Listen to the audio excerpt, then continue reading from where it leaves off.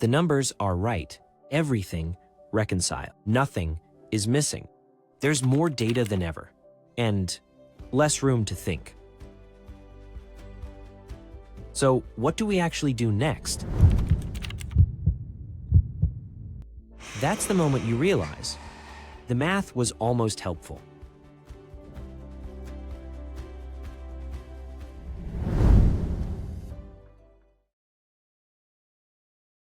Hey, what's up, everyone? It's Jeff. I'm the guy that's always emailing, sending you stuff out. I wanted to tell you what's coming up next after Cashflow Mike gets done is a really cool demo of the offer analyzer that we just added into the Clear Path to Cash. So make sure you're going to hear Mike run for about 2 minutes, and then as soon as Mike wraps up, he's going to jump over and demo the offer analyzer that we just added to the Clear Path to Cash. So all like, share, comment, and then let us know what you think. See if you think that offer analyzer is a cool addition or what have you. I'm excited to hear y'all's feedback and look forward to hearing from you soon. Hey, it's Cashflow Mike here. Welcome back to the Clear Path to Cash podcast. And today we're going to talk about something that, the busy season doesn't give you time to answer everybody's questions. So let's just be honest about something. Like during that busy season, there are these questions, that you probably should ask, but you don't.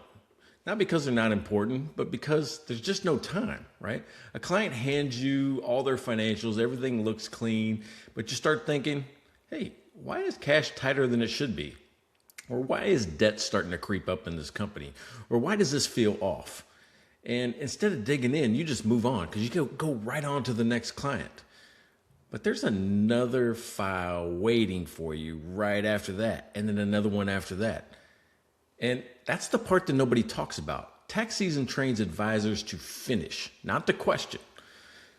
They just want to complete the work. They don't want to explore the story. They don't have time, right? And over time, really what happens is you're creating just a big gap of questions that pile up without answers. Because when the client finally asks, what do we do next? You're expected to have an answer. But the system you've just used, it was never designed for that moment. It helped you explain the past, but it didn't help you decide what to do in the future. So what's missing isn't more data. You've got the data. It's structure. It's a way to step into that moment and quickly figure it out.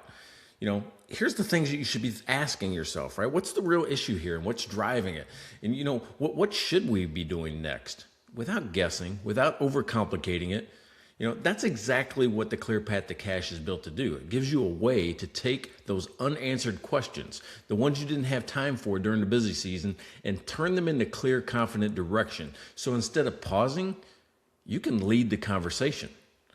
So if you've ever felt that moment where things just kind of piled up, you should see how it works in real time. Join me on any demo, any Friday, and we're going to walk you through it because those questions you've been skipping, that's where the real value is. And the Clear Path to Cash, it was built for that moment. Hey, it's Cashflow Mike, and I tell you what, I want to show you something kind of cool that you might not have seen. If you haven't been through this app, there are so many little hidden features that I think you're just going to love, right? Because they're all focused on those questions that we get from our clients that we don't know what the answer is to immediately. You now have the tools to be able to answer things almost immediately.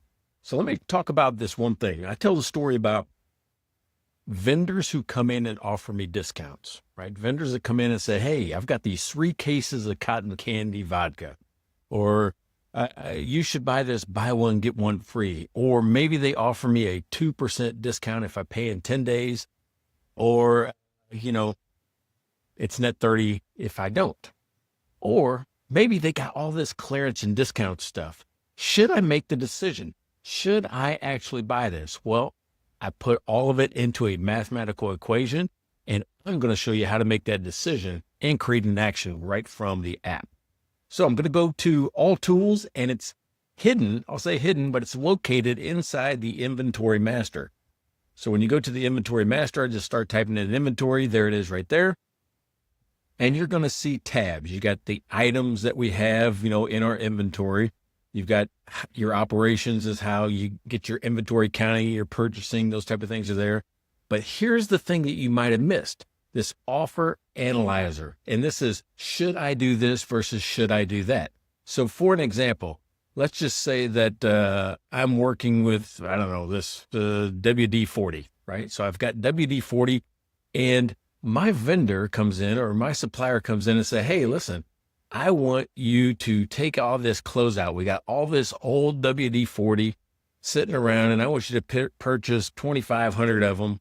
And we're going to give you 15% off. Should I do that? Right? So now I put in those two things. There's a holding cost because now I got to hold it in inventory. I've got to sit there and move it and do all these things. There's always a cost for holding inventory, right? And then there's a cost of capital. Usually it's, what else could I do with this money? Well, what you're going to notice next is that, boom, instantly it told me to pass on the offer. It's too high on the holding cost. It's too high of a price and cash to come out, an opportunity cash that comes out. The net benefit is negative $3,600. So don't take that offer. That's kind of cool. But what if we do something else? What if I've got like the headphones, right? So I think in here we've got some headphones somewhere. Here they are.